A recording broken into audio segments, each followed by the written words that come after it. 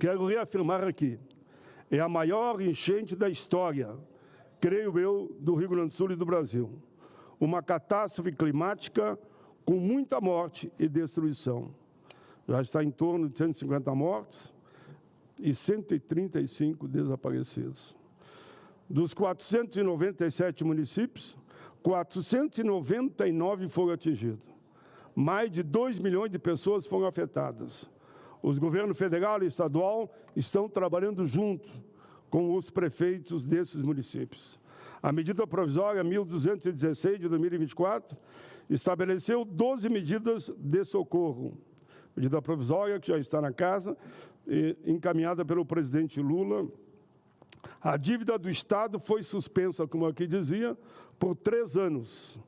E é bom lembrar que a dívida está em mais de 100 bilhões de reais. A parcela que teria que ser paga durante esses 3 anos não será paga por decisão do ministro Haddad e do presidente Lula. Até esse momento, os recursos federais destinados ao Estado do Rio Grande do Sul são em torno de 90 bilhões, mais precisamente 87,7 bilhões. O presidente Lula e vários ministros estão, nesse momento, no Rio Grande do Sul, em São Leopoldo, ali no Vale dos Sinos, onde eu fiz a minha vida política, da capital ao Vale dos Sinos.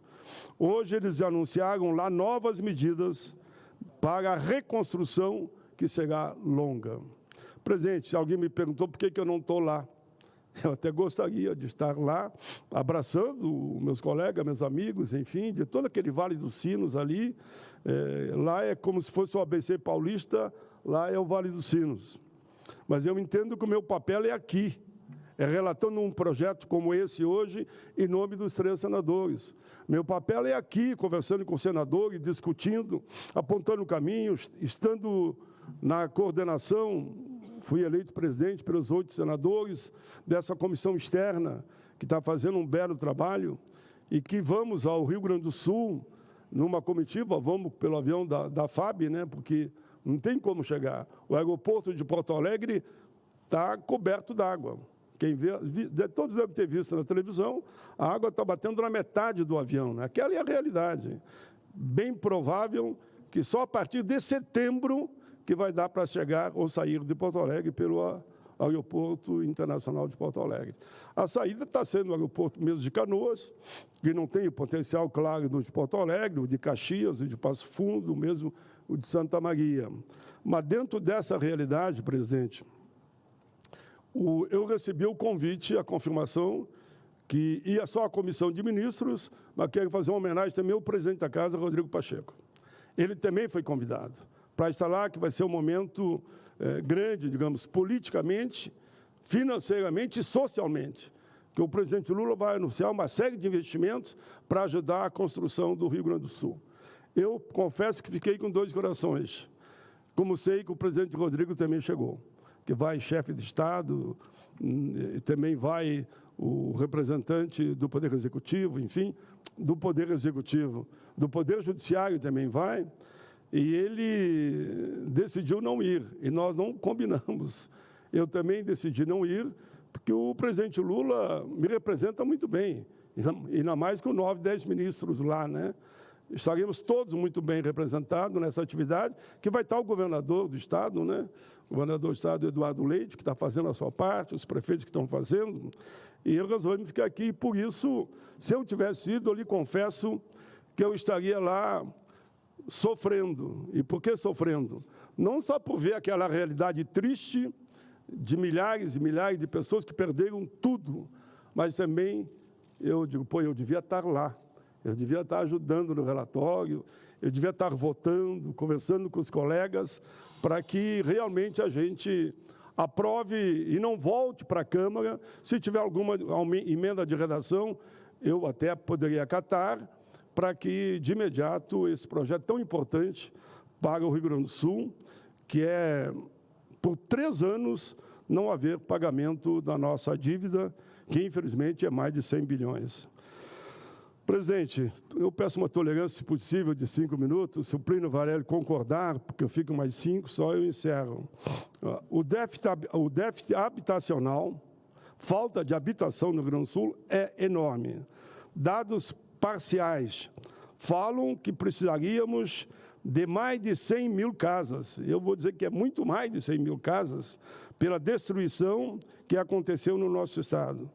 Os prejuízos ultrapassam a bilhões e bilhões, que é difícil de medir agora. Quando a água baixar, que nós vamos ver. Mas muitos falam em mais de 100 bi, outros falam que é 20 bi. 20 bi é para começar a reconstrução.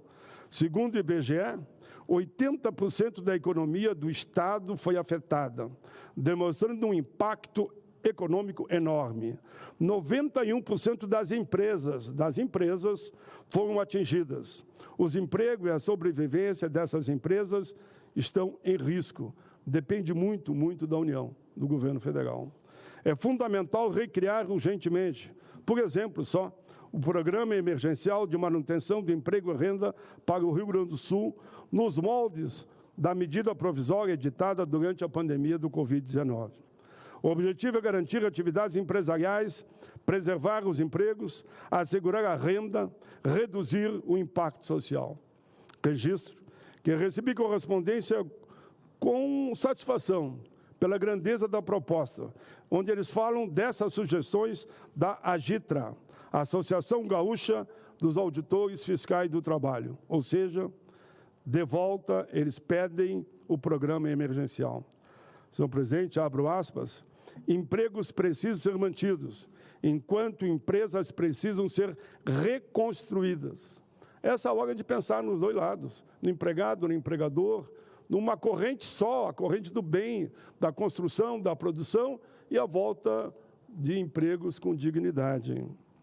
O Rio Grande do Sul é a quinta maior economia do país.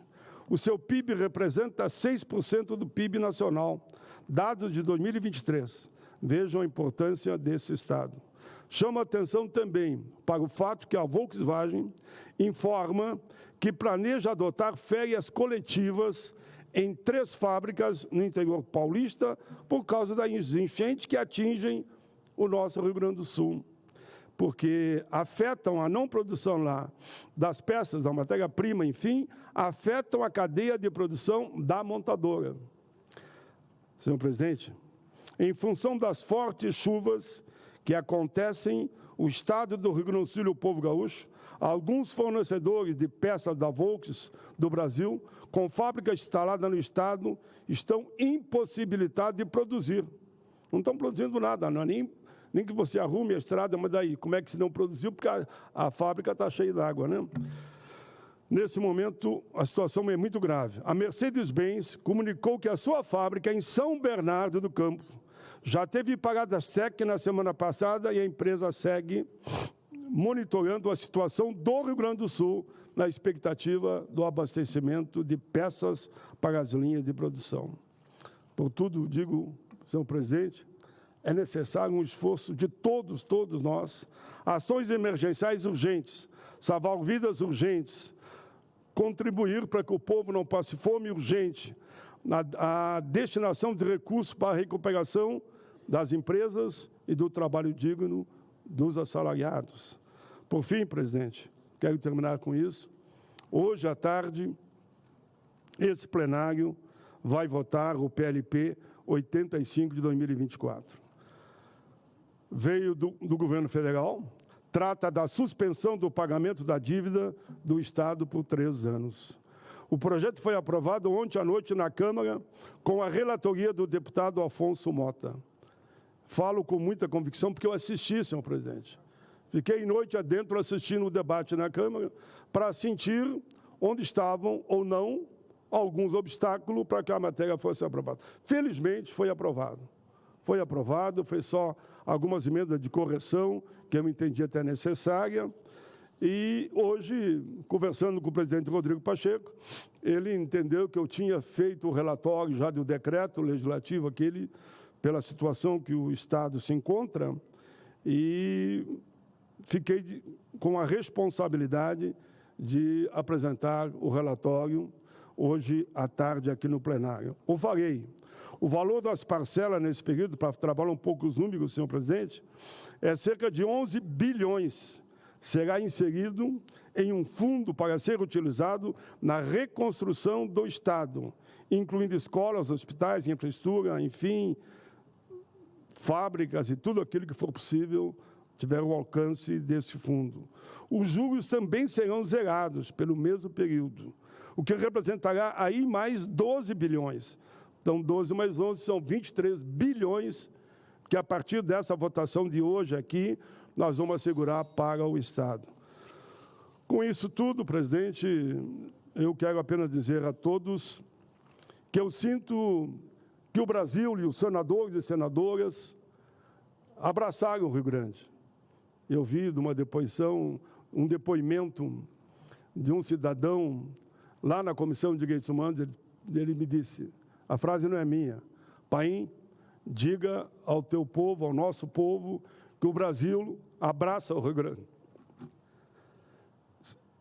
Plínio Valério, eu não vou falar de momentos, porque daí a gente sai um pouco do conteúdo, né, dos argumentos, e fica na emoção.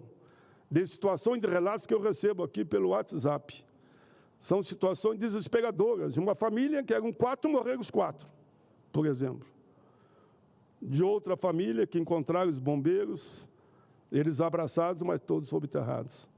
São relatos como esse, e tantos outros que deixam a todos nós, mais do que nunca, comprometidos, porque se fosse num outro estado, eu sei que todos vocês, senadores e senadoras, fariam a mesma coisa. Eu sei que na história, nas nossas vidas, tem que segurar sempre a vontade de chorar. Mas não é vergonhoso chorar. Não é, não é. Por isso que eu digo que o Rio Grande está debaixo d'água.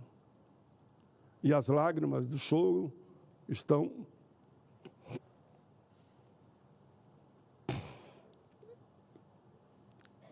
Eu diria, em todas as casas, mesmo aqueles que não perderam ninguém.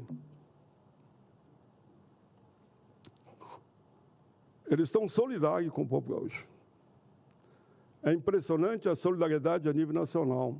Agora que passou o tranco, eu diria, da emoção, eu posso dizer que os voluntários, senhor presidente, é uma coisa linda, linda, linda, linda. Eles arriscam a vida, porque a correnteza do rio é enorme, eles arriscam a vida e vão, ou com a sua lanchinha, como eu disse outro dia, ou o jet ski, ou o barquinho do pescador no remo, ele vai salvando pessoas e animais. Obrigado, presidente, por tudo.